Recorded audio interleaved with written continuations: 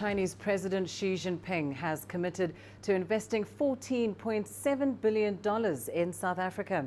The Chinese leader is on his third state visit to the country, which comes ahead of the BRICS Summit. Leaders from Brazil, Russia, India, China and South Africa will attend the annual gathering, which opens in Johannesburg on Wednesday. CGTN's Yolisa and Njamela has more. Pomp and ceremony. As the two presidents met at the Union buildings, it's the first time that the two meet since President Cyril Ramaphosa took office and since President Xi Jinping's re-election. Once the formalities got out of the way, it was down to business. A number of agreements and memoranda were struck between the two countries. The agreements are intended to further deepen relations. Sectors due to benefit from the investment include infrastructure, ocean economy, green economy, agriculture, and finance. In the past 20 years, China and South Africa's relations have developed from a mere partnership to a strategic partnership and now to a comprehensive strategic partnership. The two countries have witnessed increasing political mutual trust, practical cooperation, people-to-people exchanges, and strategic coordination. They've now pledged to draw a new blueprint to further developing bilateral relations. We have full confidence in the bright prospect of our cooperation and friendship going forward. The President and I both believe that our two parties and our two countries are good friends, good partners, good brothers, and good comrades. We must continue to view our bilateral relationship from a strategic height and to continue to push forward our collaboration with a long-term perspective. The dynamism of the partnership between China and South Africa derives from a common desire to develop our bilateral relationship. And in fact, our common view is that our relationship between the two countries in many ways has gone beyond just being a bilateral relationship. It is a very strategic relationship which touches on a number of issues where we cooperate extremely well together for the mutual benefit of our two peoples. China is South Africa's largest trading partner, while South Africa is China's largest trading partner in Africa. Both presidents emphasized the need to ensure that citizens from both countries benefit directly from the relations.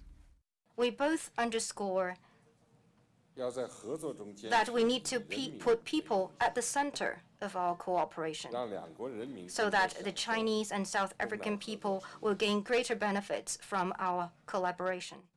We have agreed that we must work as partners to improve the lives of our people by elevating our business and commercial as well as trade ties. The two leaders have also pledged to build cultural centers in both countries. President Ramaphosa is expected to pay a state visit to China later this year. He will also attend the Forum on China-Africa Cooperation Summit in Beijing later this year. Yolisa and Njamela, CGTN, Pretoria, South Africa. Well, let's get you more on that story now. I'm joined from Johannesburg by CGTN's Rama. Rama, just to begin with, talk us through the highlights of Xi Jinping's visit to South Africa so far.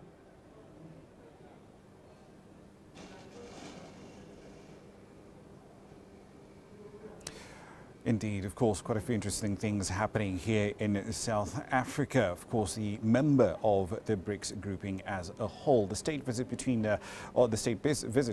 President Xi Jinping here in South Africa had some interesting developments, very much focused on trade, development finance and, of course, bilateral deals being signed between these two countries. $14.7 billion is the number that we're looking at of today's proceedings. Quite a bit of that is going into development loans into some South African state-owned enterprises. Eskom is a key one. They're getting about $2.5 billion worth of debt coming in from the Chinese Development Bank. And that's pretty surprising in light of the poor financial health that Eskom is in right now and the sheer amount of debt that it has across the board. We'll, of course, be covering that in a lot more detail in later programs. But, of course, the focus in the morning was very much on trade and development finance, and trade, of course, between these two countries is a vital element of their economic relationship. South Africa, at this point in time, is essentially China's biggest single trading partner on the African continent. Back to you. And of course, Xi Jinping now joins other BRICS leaders for the summit taking place in Johannesburg from Wednesday. What's the latest on preparations for the summit, and what is on the agenda for day one?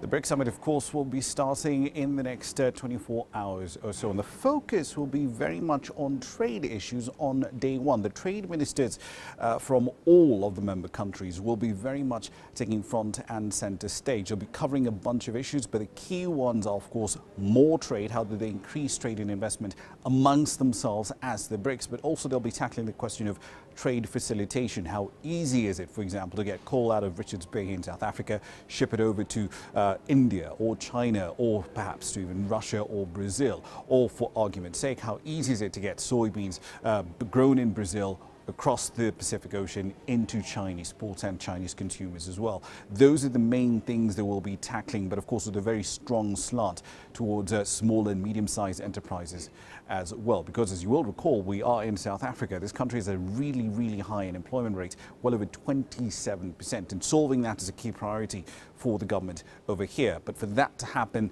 in the bigger macro picture, it really needs small and medium-sized enterprises to grow. We should expect to hear some interesting comments coming through from the ministers for trade and commerce from all 5 member states later on tomorrow. And of course, Rama, this summit takes place every year, but some analysts are saying this year will be a particularly significant meeting for the BRICS bloc. Why is that?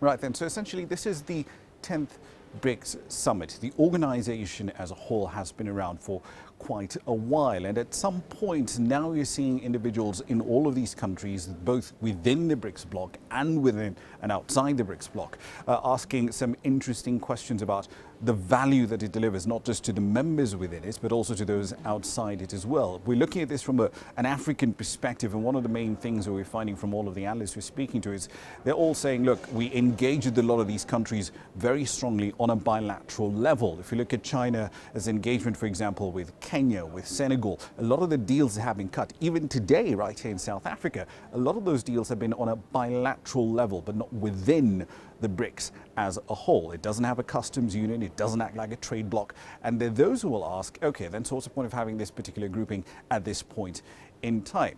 Now, the counter-argument that a lot of people will say is, look, you've got BRICS in existence for the better part of 10 years now, and it's set up institutions like the New Development Bank. It's provided alternative means of financing to a world that desperately needs it, and that will come at a completely different set of conditions that are perhaps easier, relatively speaking, compared to the established ones, the IMF, the World Bank, and so on and so forth. So there's a bit of an interesting existential argument ongoing on the sidelines here about the existence of the BRICS and the utility it brings not just to the citizens of the member countries, but of course to all other countries as well that engage in one way or another with the 5 member states.